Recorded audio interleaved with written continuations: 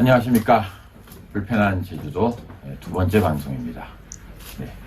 첫 번째 방송에서 제가 여기 이 장소를 설명을 안 드렸는데요. 어음리라는 곳에 위치하고 있고요. 이곳은 제 사무실 옆에 원래 이제 그 외양간으로 쓰던 곳을 제가 이렇게 좀 이렇게 개조를 해서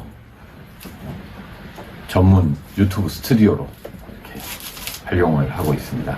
오늘은 이주하고 관련된 이야기인데, 이주를 하시는 분들 중에서 이렇게 내가 여기서 뭘 먹고 살지?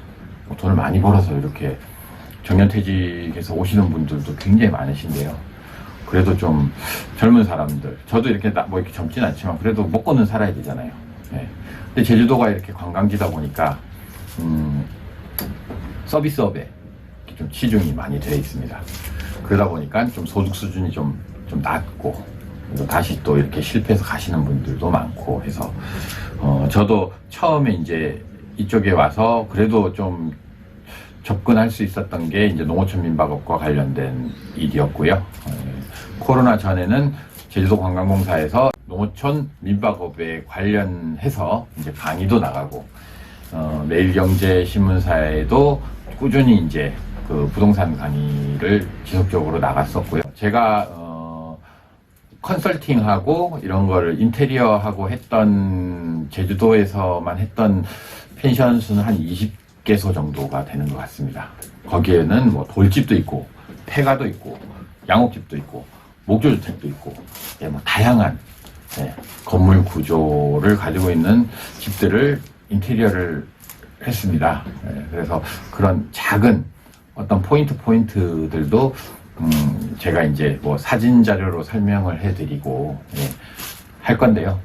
오늘은 뭐냐면, 제주도 내가 농어촌 민박업을 해야겠다 라고 생각을 했을 때, 농어촌 민박업의 정의가 뭐냐면, 농어촌에 있는 거주하는 농어촌 그런 분들의 추가적인 소득을 좀 올려주자라는 의도에서 이렇게 만들어진 거고요.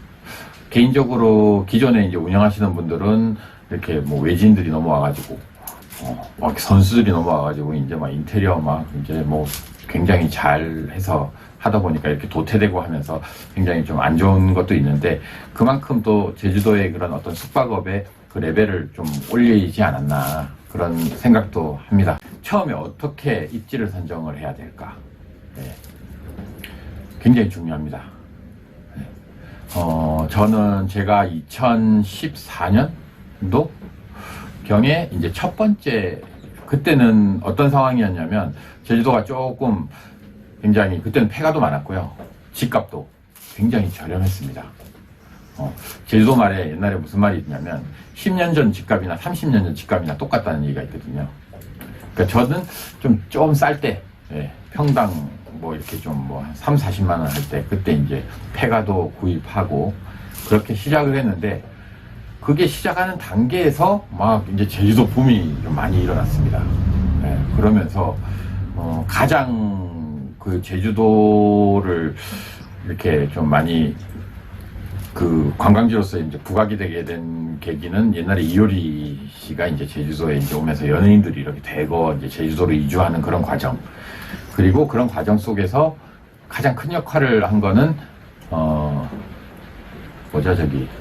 저비용 항공사가 들어오면서, 우리가 뭐 진짜 옛날에 막 비행기 코로나 때도 뭐 좀 좋았지만, 쌀 때는 막 9,900원에 막 이렇게 비행기 값을 주고 이렇게 제주도에 오고, 그 젊은 사람들은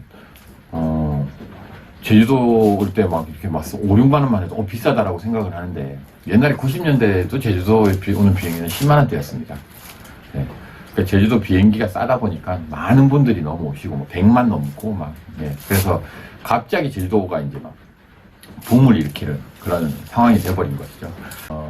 만약에 제주도로 이렇게 뭐 내가 어떤 뭐 그런 벌이가 없이 농어촌 민박업을 하시는 해야겠다라는 분들이 되게 많으세요. 그리고 여기 여기 제주도 분들도 굉장히 많이 하시고, 오늘은 육지에서 오시는 분들의 위주로 이제 한번 좀 설명을 드릴게요.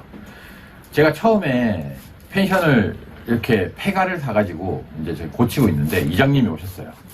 너 여기서 뭐 하냐고. 펜션 하려고 합니다. 근데 거기가 위치가 어디냐면 한경면이라는 곳이에요. 굉장히 뭐랄까 제주도 분들이 생각했을 때는 굉장히 시골이죠. 근데 지금은 막 그 영어 도시도 생기고 국제도 생기고 하면서 좀 부각이 되고 있는 그런 도시기는 한데 육지분들은 한경면이 어딘지 잘 모릅니다.